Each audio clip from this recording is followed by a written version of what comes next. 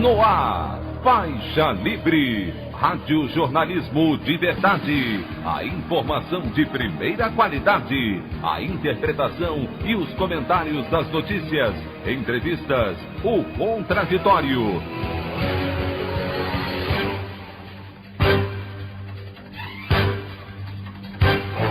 Tudo para aproximar você cada vez mais da realidade do Brasil e do mundo.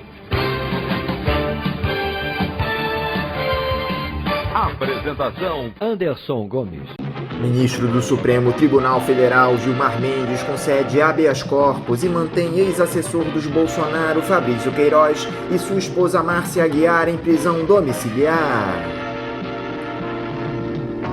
Delação de ex-secretário de Saúde do Rio de Janeiro Edmar Santos cita aliados de Wilson Witzel e ameaças sofridas dentro de presídio. Pesquisa Datafolha mostra alta na aprovação do governo de Jair Bolsonaro, impulsionada pelo auxílio emergencial. Essas e outras notícias na edição desta segunda-feira, 17 de agosto do ano de 2020 do programa Faixa Livre.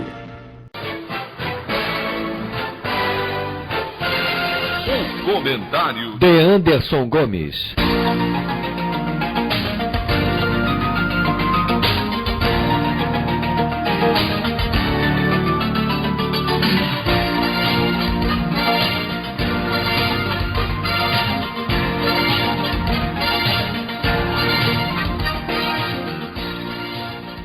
Bom dia, ouvintes. Nós tomamos conhecimento no último sábado de alguns trechos da delação do ex-secretário de Saúde do Rio de Janeiro, Edmar Santos, acusado de participar do esquema de corrupção que desviou milhões da construção de hospitais de campanha para tratamento da Covid-19, e ele não poupou o governador Wilson Witzel e seus aliados. Edmar relatou ao Ministério Público Federal que sofreu ameaças no período em que ficou preso em Niterói, em uma cadeia exclusiva para policiais, além de afirmar que um policial que trabalhava no presídio avisou que ele teria de trocar de advogado para que não fosse abandonado pelo grupo.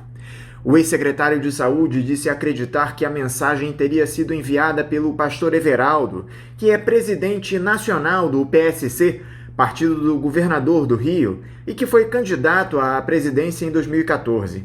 Entre outras informações, ele citou também os nomes da ex-subsecretária responsável pela gestão das organizações sociais Mariana Escárdua e do subsecretário de Desenvolvimento Rural da Secretaria Estadual de Agricultura Ramon de Paula Neves, que, segundo Edmar, era muito ligado ao governador e ao grupo do empresário Mário Peixoto. Ao que tudo indica, a delação do ex-secretário deve ser a pá de cal em Wilson Witzel no processo de impeachment que ele enfrenta na Assembleia Legislativa. Agora, o fato mais relevante do final de semana foi, sem sombra de dúvidas, esse vai e vem no caso da detenção de Fabrício Queiroz e sua esposa Márcia Aguiar, revogadas pelo ministro Gilmar Mendes do Supremo Tribunal Federal, que os manteve em prisão domiciliar. A respeito desse tema e de tudo que tangencia este episódio, eu gostaria de passar a leitura da coluna do jornalista Bernardo Melo Franco, publicada ontem no jornal Globo. O título do texto é A Sorte de 01. Flávio Bolsonaro tem muitos problemas, mas não pode reclamar da sorte. Desde 2018, o Ministério Público acumula provas contra o senador. Os investigadores acreditam que ele montou uma organização criminosa para desviar dinheiro da Assembleia Legislativa do Rio. As suspeitas só aumentam, mas uma sucessão de manobras e percalços impede que o caso vá adiante. No ano passado, a investigação foi paralisada 2 vezes pelo Supremo Tribunal Federal. No plantão de janeiro, o ministro Luiz Fux trancou o inquérito a pedido da defesa. O 01 ainda não havia tomado posse, mas alegava ter direito ao foro privilegiado em Brasília. No mês seguinte, o ministro Marco Aurélio cassou a liminar e mandou o caso de volta à primeira instância. No plantão de julho, o ministro Dias Toffoli jogou outra boia para o primeiro filho. Ele aceitou a tese de que um relatório do antigo COAF teria sido compartilhado sem autorização judicial. O documento mostrava a movimentação milionária nas contas de Fabrício Queiroz, segurança e motorista de Flávio. Também registrava depósitos em espécie para o 01, que costumava pagar contas e comprar imóveis em dinheiro vivo. Em dezembro, o Supremo concluiu que não havia nada de errado no envio de informações ao MP. O ministro Toffoli retificou o voto e passou a apoiar o compartilhamento de dados. Entre a liminar e o julgamento, o senador ganhou um refresco de 4 meses e meio. Em junho passado, a polícia prendeu Queiroz e o MP fez saber que Flávio seria acusado de peculato, organização criminosa e improbidade administrativa. Às vésperas da denúncia, os desembargadores Paulo Rangel e Mônica Toledo voltaram a suspender o caso. A dupla entendeu que o 01 tinha direito a foro privilegiado no Tribunal de Justiça do Rio. A blindagem protege os deputados estaduais, cargo que ele deixou de ocupar ao virar senador. Na quinta-feira, o tribunal informou que o MP perdeu o prazo para recorrer contra a regalia. Na sexta, uma reportagem da Folha de São Paulo informou o motivo. A procuradora Soraya Gaia, que já elogiou Jair Bolsonaro nas redes sociais, acessou a intimação sem avisar os colegas. Com isso, a doutora antecipou a contagem do prazo em 3 dias. Agora ela será alvo de uma sindicância. A sorte de Flávio é tamanha que chega a transbordar para Queiroz. Em julho, ele saiu da cadeia graças a um habeas corpus do presidente do Superior Tribunal de Justiça, João Otávio de Noronha. Generoso, o ministro estendeu o benefício à mulher do ex-PM, que estava foragida e não integra o grupo de risco da Covid-19. Na quinta-feira, uma notícia voltou a preocupar os Bolsonaro. O ministro Félix Fischer cassou a liminar de Noronha e determinou a prisão do casal. Marido e mulher já esperavam o camburão quando foram salvos por um habeas corpus de Gilmar Mendes. O juiz do Supremo teve uma noite e tanto na sexta-feira. Além de salvar Queiroz, ele participou de uma live com dirigentes do MST. Depois de anos de pregação contra os sem terra, ouviu João Pedro Stedley chamá-lo de nosso ministro. A opinião do Faixa Livre. Bandeirantes, 1360. Estamos apresentando Faixa Livre. Voltamos a apresentar Faixa Livre. Estamos de volta, ouvintes, com o início da edição de hoje do programa Faixa Livre, que tem na sua produção a jornalista Celeste Sintra, auxiliada pela também jornalista Natália Moraes, tendo no comando do áudio o Francisco. Meu bom dia a todos. E meu bom dia também a você, que pode aqui participar nos enviando mensagens eletrônicas para o endereço ouvinte@programafaixalivre.com.br ou ainda registrando suas participações diretamente nas nossas redes sociais. No Facebook, nossa página é o Programa Faixa Livre. No Twitter e no Instagram, para deixar o seu recado, basta seguir os perfis @PGMFaixaLivre. Lembrando que as participações por telefone estão inviabilizadas, pois durante o período da pandemia do novo coronavírus, nosso programa está sendo gravado no dia anterior à sua veiculação.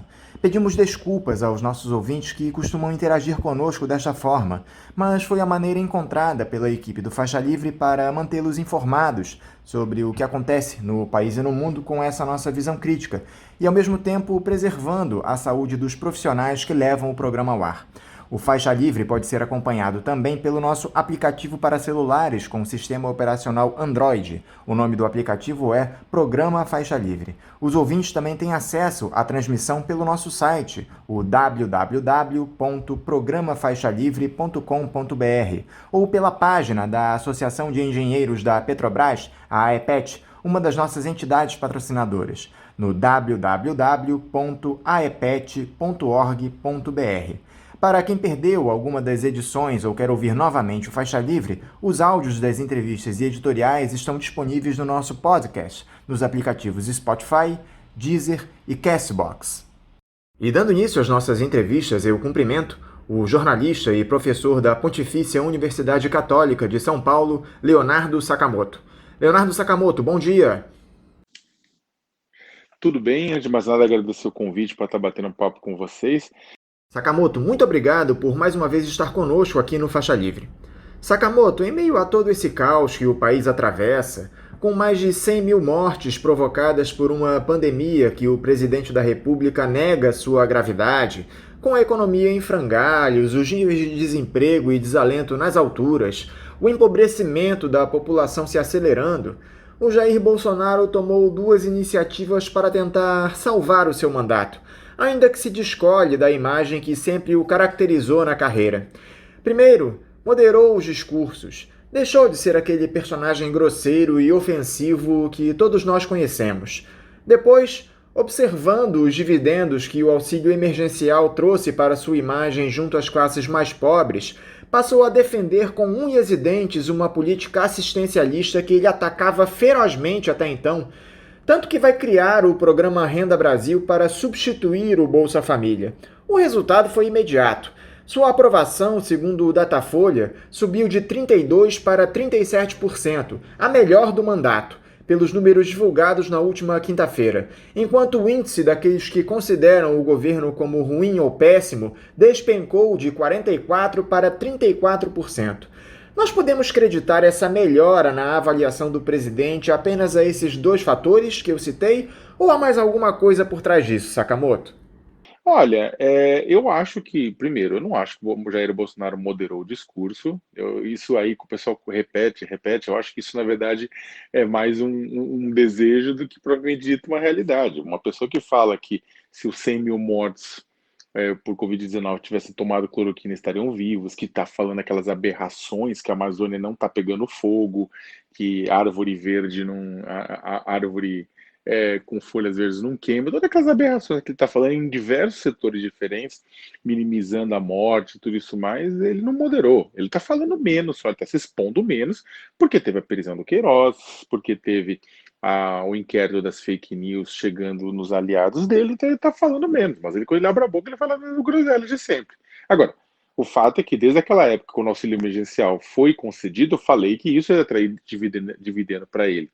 Né? Você tem o quê? Você tinha 14 milhões de pessoas, de famílias recebendo Bolsa Família, R$ 190 em média, de repente você tem um número muito mais alto de famílias ganhando entre 600 e 1.200, é claro que ia gerar um impacto da mesma forma que gerou um impacto a outras medidas como a garantia de salário, de algum rendimento para trabalhadores CLT que tiveram seus salários suspensos, entre outras medidas econômicas, que são menos mérito do governo federal e mais mérito do Congresso Nacional, uma vez, por exemplo, que o Guedes tinha proposto 200 merrecas para o auxílio emergencial, e foi o Congresso que pressionou para a subida, e na última hora, vendo que ia perder a narrativa, o Bolsonaro subiu de 500 para 600, mas é responsabilidade do Congresso Nacional Auxílio Moradia, e não de Jair Bolsonaro, que depois surfou em cima.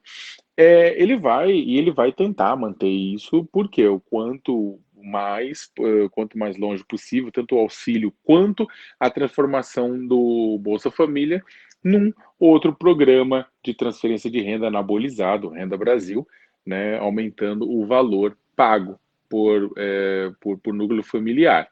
Ele percebeu que as pessoas, principalmente o grupo mais pobre, de até 2, 3 salários mínimos, não é que ama ele de paixão, mas é pragmático. Por mais ele vem governo atrás de governo, por mais que teve conquista aqui e ali, mas garantindo poucos direitos a um grupo da população. E aí, quando tem uma possibilidade dessa, ela quer manter. Então, se Bolsonaro conseguir garantir um valor melhor do que o Bolsa Família hoje, efetivamente melhor, e para um número maior de famílias, é claro que ele vai ter um dividendo eleitoral em cima disso, e não dá para você culpar os grupos as classes mais populares que estão se beneficiando, uma vez que elas são sistematicamente excluídas, né? Então é um cálculo racional, é um cálculo pragmático, né, que acabou rendendo frutos. Esse assistencialismo patrocinado pelo Bolsonaro, Sakamoto, ao que me parece apenas muda o foco de pressão sobre o presidente, porque se isso agrada a parcela mais pobre da população, por outro lado atinge diretamente os planos dos neoliberais. Muito se falou em Brasília nos últimos dias sobre a necessidade de se respeitar o teto de gastos. Você acredita que o governo consegue implementar o Renda Brasil, onde os valores seriam superiores ao do Bolsa Família, preservando o limite de gastos públicos para evitar um eventual processo de impeachment, Sakamoto. Essa conta fecha? Olha, antes de mais nada, acho que é bom lembrar que o teto de gastos é uma excrescência, na verdade, criada durante o governo Michel Temer, que muita gente fica defendendo à torta e direito. O governo Temer conseguiu, e o Congresso naquela época, há alguns anos, a aprovar uma limitação do ajuste do orçamento ao valor da inflação. Bem, se a gente morasse na Suécia, na Dinamarca, na Finlândia, isso faria sentido porque você não precisa aumentar a qualidade do serviço público. Mas no Brasil, com serviços públicos deficientes de saúde, educação, de todas as outras coisas, você precisa ter um aumento, inclusive, para cumprir o que está previsto na Constituição de 88. Então, ao congelar por 20 anos o aumento, atrelar o aumento da inflação, na verdade, você criou uma camisa de força que mais cedo ou mais tarde ia estourar. Acabou estourando mais cedo porque houve uma pandemia assassina global que atinge o país. O que acontece é o seguinte, é claro que não só por conta do Renda Brasil, né, do Bolsa Família anabolizado, mas também por conta da necessidade do Estado fomentar a geração de empregos com obras, com outras coisas, o teto dos gastos ia ter que ser flexibilizado. O mercado está chiando, tá pé da vida, tá mandando recado via economista, jornalista, político, presidente da Câmara, dessas coisas. Só que tem um ponto que é o seguinte: o Bolsonaro tá fazendo o jogo, né? Só que ele se ligou, ele desenharam para ele com canetinha, ele entendeu, né, que neste exato momento, no mundo que não é que o Brasil vai quebrar, o Brasil tá quebrado. Só que não é só o Brasil, o mundo inteiro quebrou por causa da pandemia. Os parâmetros de saúde financeira global vão ter que mudar. Não adianta, não vai ser os mesmos parâmetros de antes, né? Então, o governante que não entender isso, em qualquer do Brasil, qualquer lugar do mundo, roda. Então, o Bolsonaro vai ter que imprimir dinheiro, vai ter que gastar reserva, vai ter que, flexibilizar o teto dos gastos. Mas o mercado não vai deixar, o mercado está reclamando. Se o mercado está reclamando, o mercado não vai deixar. Só que aí o mercado aprende agora uma lição que todo mundo repetiu isso lá na época. O mercado achou que ia tutelar Bolsonaro. Guedes achou que ia tutelar Bolsonaro, né? Então, na verdade, não. Na verdade, ele vai aprender que ele vai ser tutelado por ele, né? E, mas o mercado não vai deixar. Quem? Quem é que vai impedir? O Congresso Nacional. O Congresso Nacional, aquele que foi comprado em 29 prestações mensais pela Presidência da República, aquele lá mesmo? Não vai. Na hora H vai se fazer o que for necessário. Bolsonaro vai enrolar, mas na hora H vai se criar algum gatilho, alguma coisa para possibilitar isso. Porque o Bolsonaro precisa de dinheiro, ele vai precisar de dinheiro para se reeleger, né? Ele sabe disso. E o poder econômico, o mercado, tem uma outra opção. Qual que é a outra opção? Falar assim, não, a gente apoia outra pessoa. Vai tentar o impeachment do Bolsonaro? Agora eu acho muito difícil, ainda mais com esse aumento de popularidade, muito difícil saltar ele fora. E mesmo em 2022, a alternativa vai ser o quê? Né? A outra alternativa, o Ciro é contra o teto do jeito que está, o Lula é contra o teto do jeito que está, né? O PT, uma série de outras é contra o teto. Mas Moro, Huck, Dória seriam a favor, mas também não são candidatos viáveis. Então, corre o risco o mercado de se ficar reclamando de as costas do Bolsonaro e ficar sem nada. Mais vale uma privatização na mão do que 15 estatais voando. Eu acho, sinceramente, que vai dar... Eu acho que vai ser... Bolsonaro vai conseguir lidar com o mercado nesse sentido. O mercado vai acabar aceitando essa situação, né? Ele não vai acabar com o teto de uma maneira geral, mas ele vai forçar uma mudança, sim, em nome da sua manutenção. E a manutenção dele vale a pena para o mercado, afinal de contas, onde mais eles vão conseguir um governante que desregulamenta questões ambientais, que permite agrotóxico à torta e direito, que desregulamenta direitos trabalhistas, que faz gato-sapato com uma série de regramentos que até então não conseguia. Imagina, é uma glória para eles, né? Então eles vão ter que ceder também. Agora, se no campo da política o Bolsonaro se articula buscando uma salvação para o seu mandato, na justiça é que sua situação vai se complicando mais a cada dia. Além daquele inquérito das fake news que tramita no Supremo e compromete uma série de aliados do presidente, estabelecendo conexões com o gabinete do ódio criado dentro do Palácio do Planalto, Tivemos aquela decisão do ministro do Superior Tribunal de Justiça, Félix Fischer, na última quinta-feira, que mandou de volta para a prisão o ex-assessor da família Bolsonaro, Fabrício Queiroz, e sua esposa Márcia. Só que na noite de sexta-feira, o ministro do Supremo, Gilmar Mendes, revogou essa decisão e manteve o casal em prisão domiciliar, atendendo às alegações dos advogados de Fabrício Queiroz de que ele faz parte do grupo de risco para a Covid-19 e deve evitar aglomerações. Como é que você vê todo esse imbróglio, Sakamoto? Quando o ministro Félix Fischer cassou a decisão do presidente do STJ, o João Otávio Noronha, né, mandando o Queiroz e a Márcia de Aguiar, a esposa dele, para a cadeia, estabeleceu-se, né, muitos analistas, eu mesmo considerei que se ela fosse para a cadeia, seria uma mulher bomba. Né? O Queiroz é aliado do presidente, best friend forever, companheiro de pesca, operador de rachadinha, então com ele não ia abrir o bico, né? Agora, a Márcia iria, a filha do casal, a Natália, que também desviava, recebia recurso público, estava no gabinete do Jair Bolsonaro trabalhando enquanto, ao mesmo tempo, era personal trainer no Rio de Janeiro, né? Então, esse pessoal, com certeza, a Márcia, a Natália, não iam guardar segredo, não. Iam aceitar fazer um acordo, delação, tudo isso mais. Então, era um risco. O risco não era o Queiroz, era a esposa. Só que aí o Gilmar Mendes, que é um garantista, mas ao mesmo tempo é um político, manteve a prisão domiciliar do casal, né? Então a Márcia não foi para a cadeia e essa pressão, né, ela acabou não existindo. E a Márcia poderia falar muita coisa, né? Por exemplo, ia poder contar da onde surgiram esses 17 mil reais que ela depositou na conta da primeira-dama Michele Bolsonaro, que somando com os outros 72 mil reais que o Queiroz também depositou, 89 mil, né? Ou seja, de onde veio esse dinheiro, por quê, né? Então, ela poderia explicar muita coisa, poderia explicar as relações entre Queiroz, Flávio Bolsonaro, Jair Bolsonaro, o escritório do crime, Adriano da Nóbrega, o matador de aluguel, entre as milícias da Zona Oeste do Rio, né, os próprios desvios de recursos públicos, mas infelizmente a gente vai ficar sem saber disso agora.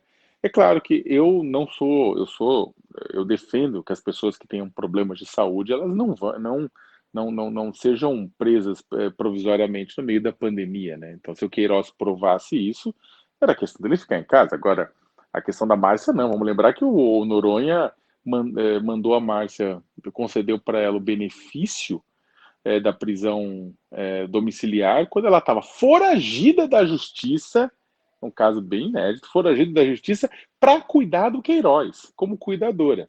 O injusto dessa história inteira é que logo depois, né, advogados pediram para o Noronha, olha, um habeas corpus coletivo para mandar pobre, negro, pessoal que estava preso e tinha doenças pré-existentes, que eram imunodeprimidas, idosos, mandar para sair da prisão e mandar para domiciliar, e ele negou. E também foi pedido para o Tribunal de Justiça do Rio de Janeiro que fosse mandado para a prisão domiciliar pessoas que eram cuidadoras principais de idosos, de pessoas imunodeprimidas, de pessoas com doenças crônicas, e o TJ também negou, mostrando mais uma vez a seletividade da justiça. A grande questão, Sakamoto, é que há uma enorme teia em torno desse episódio que envolve o Fabrício Queiroz e o escândalo das rachadinhas. Foi noticiada na semana passada essa verdadeira fábrica de lavagem de dinheiro que era a loja de chocolates comprada pelo Flávio Bolsonaro em um shopping aqui do Rio de Janeiro. A própria empresa que concedeu a franquia ao filho do presidente assumiu que havia um esquema onde a loja cobrava mais barato por alguns produtos aos clientes, mas praticava preço cheio nas notas fiscais, usando essa diferença para lavar os valores que vinham desse esquema na Alerj. O próprio empresário que vendeu a loja ao Flávio afirmou que foi ameaçado por um sócio do senador ao tentar denunciar essas fraudes nas notas fiscais. Há muita sujeira por trás dessa história, Sakamoto. Bem, toda a história que o Ministério Público do Rio de Janeiro desvendou, né, ela mostra um esquema de lavagem de dinheiro obtido ilegalmente através do desvio de parte dos salários do gabinete, não só do Flávio Bolsonaro, como de outras pessoas da família, como do próprio Jair Bolsonaro, né, desvio de recursos dos servidores do gabinete. No caso do Jair, a própria filha do Queiroz estava lotada e continuava repassando dinheiro para o Jair. né? E ao que tudo indica, também tinha envolvimento de outras pessoas da família. Agora, é uma teia extremamente complexa que envolve não apenas lavagem de dinheiro, peculato, corrupção, tudo isso mais, mas também envolve, como eu comentei, envolve milícia, as milícias da Zona Oeste do Rio, envolve matadores de aluguel como escritório do crime, né? O Adriano da Nóbrega tinha ex-mulher e mãe trabalhando lá dentro do gabinete, também participando do esquema de devolução das rachadinhas, de desvio de recurso público. E aí são coisas, histórias muito esquisitas, né? Porque aí o Queiroz e a Márcia o pessoal devolveu o dinheiro para o Queiroz e a Márcia deposita dinheiro na conta da Michelle Bolsonaro. Em 2018 o COAF já tinha apontado que o depósito de R$24 mil, um cheque de R$24 mil, o presidente da República disse que era parte da devolução de um empréstimo de R$40 mil que ele tinha feito para o Queiroz, mas o presidente nunca mostrou um só comprovante. Toda vez que o jornalista pedia para ele um comprovante disso, ele xingava, o jornalista tratava mal, né? Dizia que a garantia sou eu, né? A garantia é minha voz, é minha palavra. Nunca, na verdade, mostrou um comprovante. Só que aí agora verificou que ele não depositou só 24 mil, ele depositou 72 e a Márcia mais 17. Só que aí é muito engraçado, porque depois o próprio Flávio Bolsonaro fala que pegou dinheiro do pai emprestado para poder comprar imóveis. Então, o que está mostrando é que, como diria o próprio Marcelo Freixo, o deputado Marcelo Freixo, que está mostrando que está indicando, não era um esquema envolvendo só o Flávio, mas era um grande esquema envolvendo a família inteira. O presidente da República, é claro, ele não pode ser processado por fatos que ocorreram antes do mandato dele, né? Ele tem que esperar o mandato acabar. Agora, nada significa que a gente não fique sabendo, né? O Ministério Público não desvende e nós fiquemos sabendo e outras pessoas sejam responsabilizadas. E é fundamental, inclusive, para mostrar para a população que aquele discurso de que Bolsonaro é diferente da antiga política, que Bolsonaro é ético, que Bolsonaro opera em uma outra fase, é tão correto como dizer que o Fabrício Queiroz é uma pessoa honesta, né? Não é, né? Não é honesto, não é. E Bolsonaro tem muito a explicar. Inclusive porque isso, e é engraçado que quanto é comezinho, quanto é, sabe, tirar dinheiro pegar dinheirinho por mês, assim, de funcionário, juntar, para depois usar uma loja de chocolate para lavar o dinheiro no imóvel, lavar dinheiro aqui e ali, a moça do açaí, todo esse negócio é muita sujeira, né? O MP tem que investigar, né? Tem que investigar. E caso o presidente da República esteja envolvido nessa sujeira, ele tem que ser punido, a população tem que saber. Em algum momento tem que ser punido, mas a população tem direito a saber. O mais curioso, Sakamoto, é que o Flávio, ao invés de se defender no mérito das denúncias, ele só sabe alegar que é vítima de perseguição pelo Ministério Público do Rio de Janeiro. Isso só evidencia que o filho do presidente tem culpa no cartório. Olha, eu não sei se é evidência de que ele tem culpa no cartório, mas é interessantíssimo como a família Bolsonaro, que tanto negou o que eles chamavam de velha política, dizendo que estavam introduzindo a nova política, o quanto eles se utilizam de justificativas da chamada velha política, né? Eram justificativas muito semelhantes às que eram utilizadas por outros escândalos de corrupção de diversos partidos que estão no Brasil, né, aí desde sempre, né? Então, não tem, na verdade, ele não tem o que dizer, né? Muito provavelmente vai se justificar como? Se ele falar qualquer coisa, ele pode, inclusive, se envolver ainda mais, ele pode, na verdade, dar mais elementos ainda para o próprio Ministério Público avançar na investigação. Voltando a falar do pai do Flávio, além dessas posturas que o Jair Bolsonaro adotou, e nós já citamos no início da nossa entrevista, o ex-capitão do Exército assumiu um pragmatismo até então impensável no início do mandato. Ele admitiu que não deve insistir na criação do seu partido, o Aliança pelo Brasil, e negocia voltar ao PSL, de onde saiu atirando para todos os lados. Além disso, ele buscou o Centrão para garantir apoio às suas pautas no Congresso sem a menor cerimônia, contrariando toda a sua pregação anterior que condenava o que ele chama de velha política. Quando o calo aperta, Sakamoto, nem mesmo o mais radical resiste aos encantos do baixo clero em Brasília. Olha, eu acho muito difícil o presidente da República voltar para o PSL, né? Eu acho que tem muito ressentimento, foi muita ponte queimada. O próprio Major Olímpio, que é senador pelo PSL de São Paulo, acha que isso é impossível. E, ao mesmo tempo, é difícil imaginar que a cúpula do PSL vai topar voltar a dividir a decisão da liberação de milhões em fundo partidário e fundo eleitoral com o presidente da República novamente, né? O PSL, lembrando, é o segundo maior partido no Congresso Nacional. Então, só perde para o PT. Eu acho, sinceramente, que é capaz dele ir para o republicano, né, do prefeito Crivella, da Igreja Universal do Reino de Deus, ou para o PTB de Roberto Jefferson, né? Mas ele vai ter tem sempre um chinelo velho com o pé cansado, né? Então, não acho que ele vai ter problema com relação a isso, uma vez que ele descobriu que não é tão fácil assim montar um partido político, não dá para simplesmente, até porque robô não assina ficha de filiação, né? Só que a questão ela é um pouco mais ampla, né? Isso também mostra que o presidente da República, que no começo do seu mandato estava com aquele nojinho chamando velha política, nova política, velha política, nova política, ele, na verdade, agora caiu na real, né? Primeiro que ele sabia, ele chamar o Congresso de velha política e a si mesmo de nova política é uma excrescência. 3 décadas como deputado federal, sabe, fazendo o que existe coisa mais velha política do que rachadinha, meu Deus do céu, na família, né? Então, e tá 3 décadas lá sem fazer projeto, né? Só criando problema, né? Problema para o país, né? Então é o seguinte, ele assume, né, que ele faz parte da velha política ao fazer acordos, né? Chamar a base, chamar o centrão para dentro do governo para que ajudá-lo a governar e também para garantir votos para impedir impeachment. Olha, o presidente, desde o começo do mandato, ele teve uma atuação forte para tentar dobrar instituições de monitoramento e controle. Dobrou o COAF, dobrou a Receita Federal, a Polícia Federal, como apareceu mesmo no escândalo que levou à saída do então ministro, do ex-ministro agora e ex-juiz Sérgio Moro, né? Dobrou a Procuradoria-Geral da República ao escolher alguém fora da lista tríplice.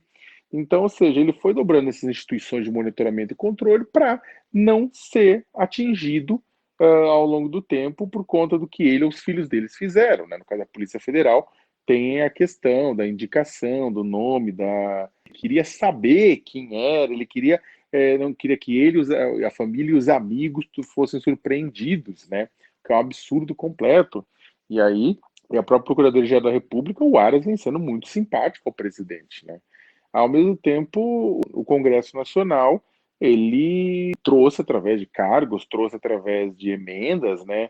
O Centrão está próximo e o Supremo Tribunal Federal, que ele não conseguiu dobrar, ele foi para o embate, né?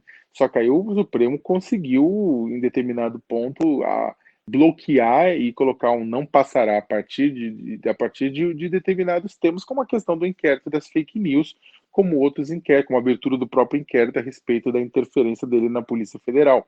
É claro que o Supremo faz isso do inquérito das fake news, não porque o país estava um caos, porque o país já está um caos há um bom tempo com a história da fake news, mas porque a questão atinge o próprio Supremo e os ministros do Supremo, né? É uma questão de autossobrevivência. Só que o presidente é isso, a tendência do presidente é essa, ele quer dobrar as instituições. Se ele pudesse, ele trocava todo mundo no Supremo Tribunal Federal.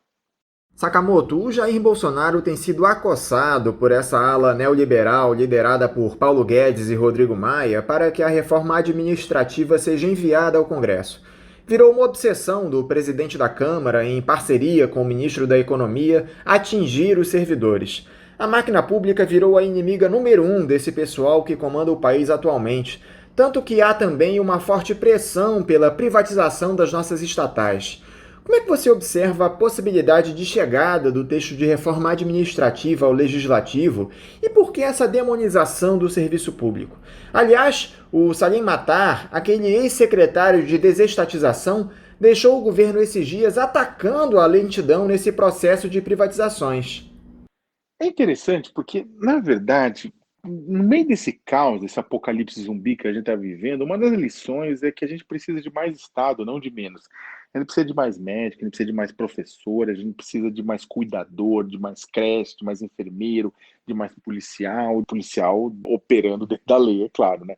A gente precisa de mais servidor, tipo, prestando serviço de qualidade para a população. E o que a gente tem visto é uma parte do Congresso Nacional querendo aplicar um modelo para reduzir o Estado. De certa forma, o teto dos gastos era isso, porque você limita investimento. Agora estão querendo uma reforma para retirar. E é muito louco, porque você tem uma elite do funcionalismo público que deveria sim ter o seu salário limitado, né? A regra já é clara, o limite é o salário do ministro do Supremo Tribunal Federal, que é quase 40 mil reais, mas na prática, mais da metade dos juízes ganhando acima desse valor. E ganha até 100 mil por mês, mais até. E isso daria para ser bloqueado sem precisar de reforma. Isso é uma coisa muito, muito doida. E o pessoal não bloqueia. Tem uma elite do funcionalismo que não é bloqueada. É claro que dá para você aplicar leis para garantir a avaliação, a garantir que os maus funcionários tenham que passar por reciclagem ou possam ser eventualmente demitidos, exonerados. Mas o problema é que o pessoal está querendo colocar outra coisa, redução do Estado para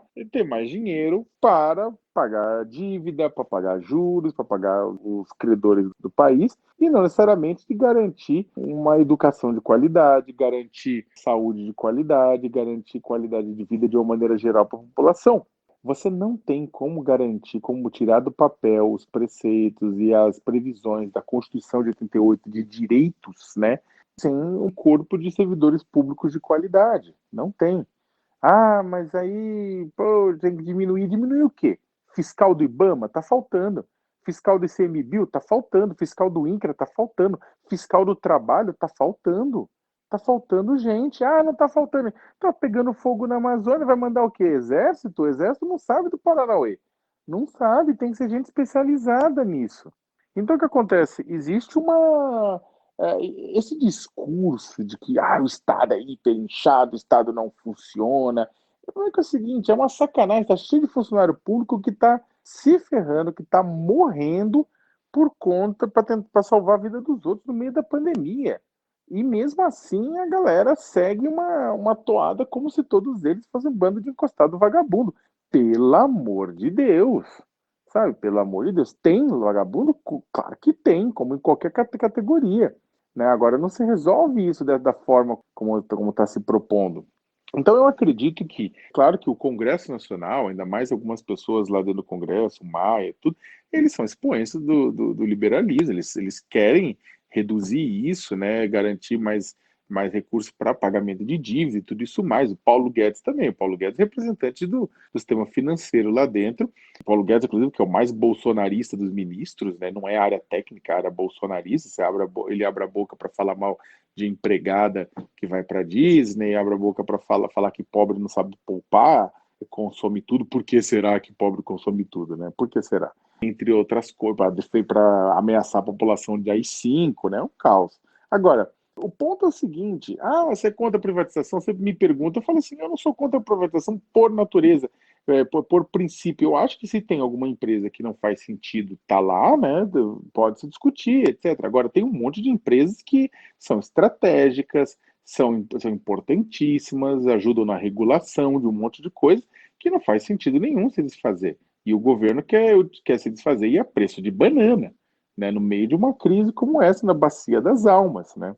Salim Matar, então ele saiu, porque não estava conseguindo. Isso é lógico também. O governo não funciona, não é a empresa dele, não é a Localiza o governo, sabe? O governo tem regras para funcionar. E ainda bem, o que o pessoal chama de lentidão é, na verdade, barreiras que evitam com que depois, daqui a 5, 10 anos, a gente descubra que foi tudo feito nas coxas, sabe? De forma irregular. Eu acho que o Bolsonaro, ele também se ligou de algumas coisas. Primeiro, se ele apostar na reforma administrativa, ele vai deixar tanto o servidor irritado que ele vai perder voto e ele vai ver também muitas das suas medidas desacelerando, porque ele precisa de servidores para poder executar suas atividades. Antes da eleição, eu acho muito difícil disso tramitar, muito difícil. Ele vai perder voto se isso acontecer, né? Da mesma forma que eu acho que, dependendo da privatização, ele também vai perder voto. Por mais que ele fale, não, o público quer, toda vez que a privatização não é um tema eleitoralmente simpático, sabe? Não, principalmente de privatização das joias da coroa. Petrobras, Banco do Brasil, Caixa, essas coisas são muito delicadas. São empresas importantíssimas, relevantes, cumprem um papel relevante, são orgulhos nacionais. Eu acho muito difícil. Se ele quiser isso, ele também vai perder voto, e ele sabe disso. Ou seja, ele vai daqui até o final do mandato, eu acredito que vai ter um pragmatismo muito grande. Não acho que ele vai topar e não acho que ele vai acabar comprando, como eu já falei antes, várias brigas com o mercado. Leonardo Sakamoto, muito obrigado por novamente conversar conosco aqui no Faixa Livre. Eu desejo a você uma ótima semana de trabalho e um forte abraço.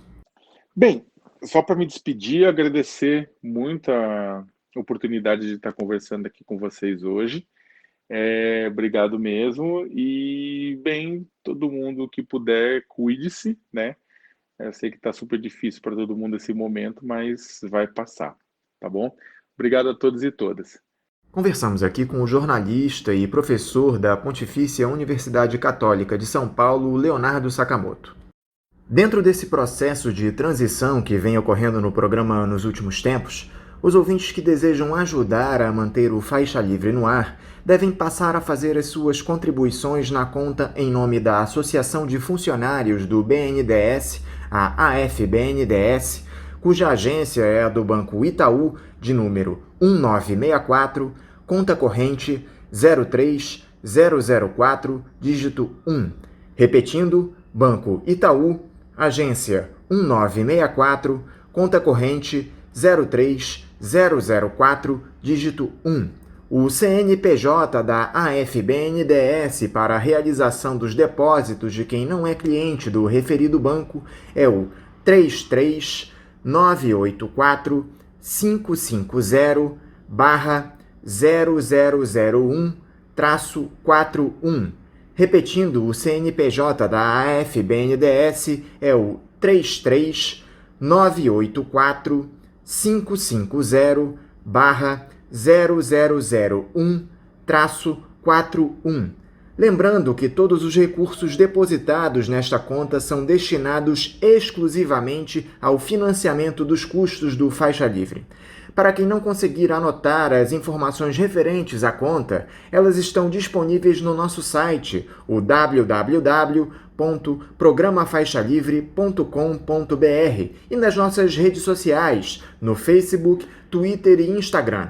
É importante lembrar que os ouvintes que têm depósitos agendados para a antiga conta da AEPET devem fazer a mudança do agendamento no seu respectivo banco. Repetindo mais uma vez a conta da AFBNDES do Banco Itaú, agência 1964, conta corrente 03004, dígito 1. E agora eu já cumprimento o diretor do Sindicato dos Professores do município do Rio de Janeiro e região, o Simpro-Rio, Márcio Franco. Márcio Franco, bom dia. Bom dia, Anderson. Bom dia aos amigos e amigas do Faixa Livre e bom dia a todos os ouvintes. Muito obrigado, Márcio, por conversar novamente conosco aqui no Faixa Livre. Márcio, aquela tentativa criminosa do prefeito Marcelo Crivella em retomar as aulas presenciais na rede particular, além de ter sido barrada pela Justiça, conta com uma oposição firme e responsável do Simpro. Vocês realizaram no último sábado mais uma assembleia virtual para debater a manutenção da greve dos professores que já dura quase um mês, não é isso? O que vocês decidiram nessa assembleia? A greve segue mantida? No último sábado, dia 15, o Simpro-Rio fez a sua terceira Assembleia Unificada com o objetivo de discutir a greve pela vida. A greve pela vida, na verdade, foi decretada, foi aprovada em assembleia amplamente convocada e realizada virtualmente no dia 4 de julho. Essa foi a primeira assembleia. Fizemos uma segunda no primeiro sábado de agosto e agora, no último sábado, no sábado passado, dia 15, fizemos a nossa terceira assembleia, que aprovou mais uma vez pela continuidade da greve pela vida. E a participação dos professores nessas assembleias virtuais, Márcio, tem atendido às expectativas de vocês do Simpro? A categoria tem aderido a essa nova modalidade de reunião? A categoria, em tempos de pandemia e de isolamento social, tem participado de eventos do Simpro e, no caso, de assembleias convocadas virtualmente, amplamente convocadas. Nós temos, um cadastro de mais de 10 mil professores. As nossas páginas, são visitadas semanalmente por milhares de professores. Só no nosso Facebook nós temos mais de 50 mil acessos por semana. E a participação tem sido bastante significativa. Na primeira e na segunda assembleia, tivemos mais de 700 inscritos e nessa última assembleia, algo em torno de 650 inscritos para a participação na assembleia. Quando vocês do Simpro acreditam que seja o momento certo para o retorno às atividades presenciais em sala de aula, Márcio? A categoria tem a clareza que agora não é hora de voltar. A categoria ela está fazendo uma greve, na verdade, parcial. É uma greve apenas das atividades presenciais. Continuamos em trabalho remoto. Continuamos com as atividades remotas emergencialmente. E a categoria entende que só é possível voltar na medida em que as autoridades de saúde atestem que não há risco para o retorno e estabeleça rígidos protocolos de segurança e de saúde. É importante nós entendermos que são cerca de 450 mil estudantes do setor privado de ensino na cidade do Rio de Janeiro e mais de 30 mil professores, fora os profissionais de educação, os auxiliares administrativos, pessoal de limpeza, manutenção, etc. Somando todos, com um possível retorno, um futuro retorno, nós teremos cerca de 500 mil de pessoas circulando diariamente na cidade. O número de contatos, que essas pessoas fazem diariamente é um número absolutamente impressionante. Então, é absolutamente imperioso que as autoridades da área de saúde, nós nos guiamos pela OMS, pela Fiocruz e pelos órgãos científicos, acima de tudo, que vem estudando e acompanhando a evolução dessa pandemia. As escolas têm condições, Márcio, de garantir o respeito àqueles protocolos de segurança estabelecidos pelas autoridades de saúde para evitar aglomerações? É possível se respeitar o distanciamento em salas de aula? A sua pergunta, sem dúvida nenhuma, é uma pergunta muito importante. É importante também que a gente esclareça que são cerca de 2.030 escolas particulares na cidade do Rio de Janeiro.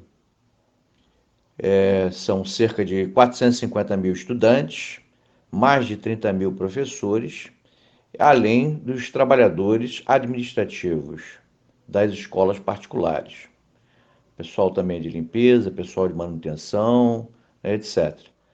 Então, todo esse pessoal, ele soma algo em torno de 500 mil de pessoas, que numa futura reabertura das escolas, estariam circulando diariamente na cidade do Rio de Janeiro, promovendo um número incontável de contatos, podendo dessa forma, lamentavelmente e perigosamente, contribuir para o aumento dos contágios na cidade do Rio de Janeiro, colocando em risco a vida não só dessas pessoas, mas das pessoas que elas mantêm contato diariamente, especialmente daquelas que elas convivem no seu dia a dia, no seu ambiente doméstico, dentro do seu lar.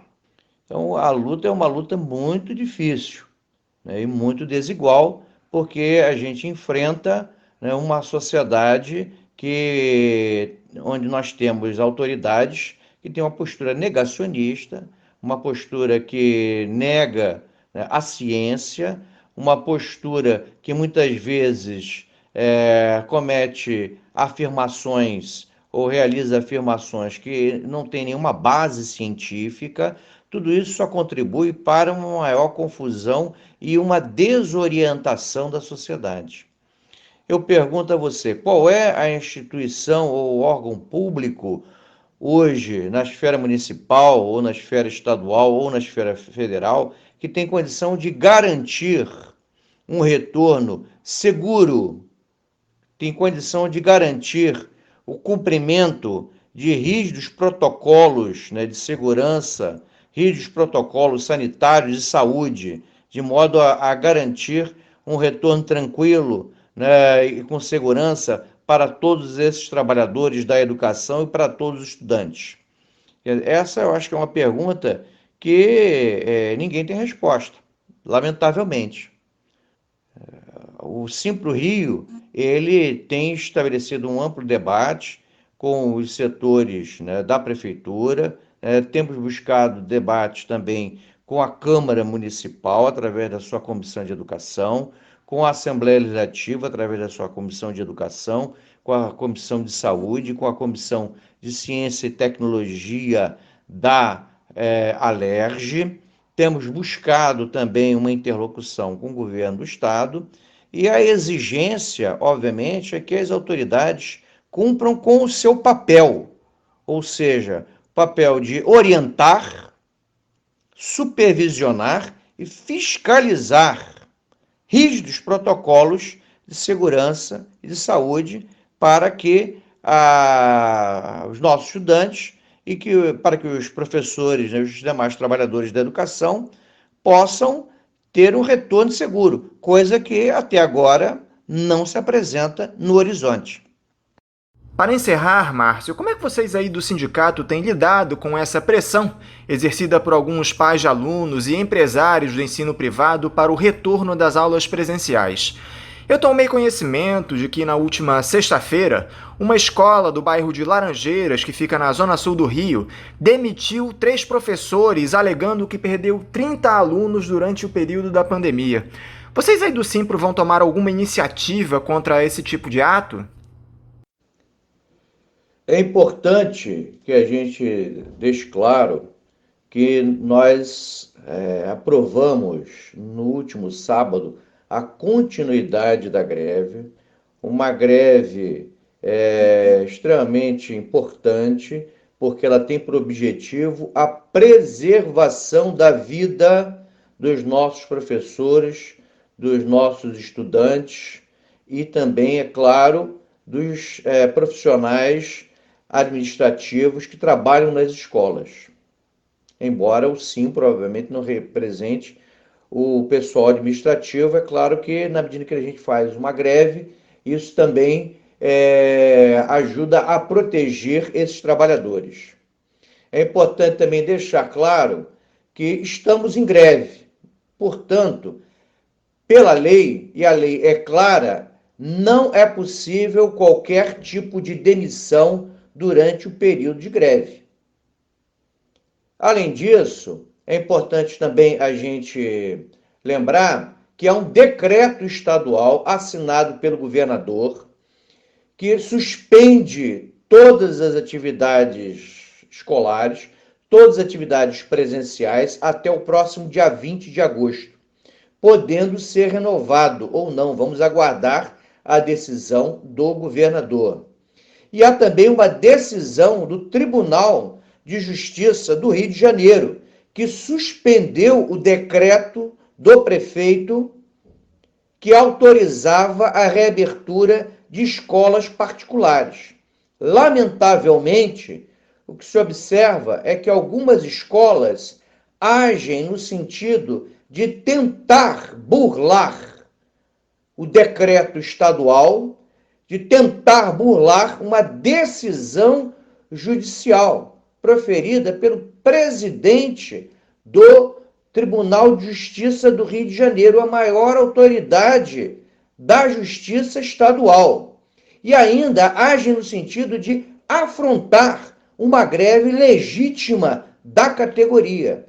Então eu peço aqui aos ouvintes, peço a todos que estão nos ouvindo, que, caso, né, saibam de alguma escola que está abrindo, né, nesse período de pandemia, afrontando uma decisão da categoria, por favor, acessem o site do sindicato, que é o www.simpro-rio.org.br. Lá vocês encontrarão inúmeros telefones e liguem para esses números e denunciem essas escolas, que o sindicato encaminhará essa denúncia ao Ministério Público.